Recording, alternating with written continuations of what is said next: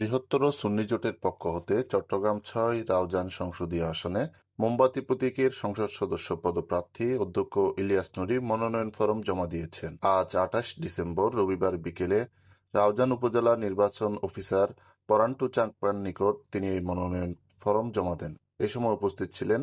বাংলাদেশ ইসলামী front Raozan উপজেলা উত্তরের সভাপতি মাওলানা শামসুল আলম নঈমী, দক্ষিণের সাধারণ সম্পাদক মাওলানা কাশেম রিজভী, চট্টগ্রাম উত্তর জেলা ইসলামী ফ্রন্টের সাংগঠনিক সম্পাদক মোহাম্মদ ইসমাইল, উপজেলা ইসলামিক ফ্রন্টের সভাপতি আহমদ হোসেন রিজভী, সাধারণ সম্পাদক মাওলানা শফিউল আজম,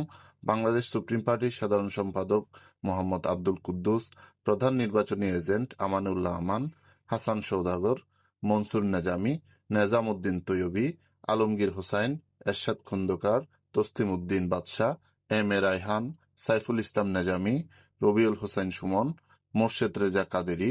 নজরুল ইসলাম, মাসুমুর রশিদ কাদেরী, আবুল হাসান হারকানি, কাইসার পারভেজ, রাশেদুল আলম, কাজী কায়েস,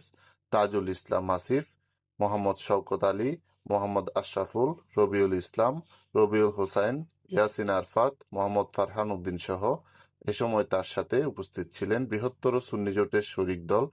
বাংলাদেশ ইসলামী front, Islamic front Bangladesh, Bangladesh supreme পার্টির উপজেলা ও বিভিন্ন ইউনিয়ন শাখার নেতৃবৃন্দ।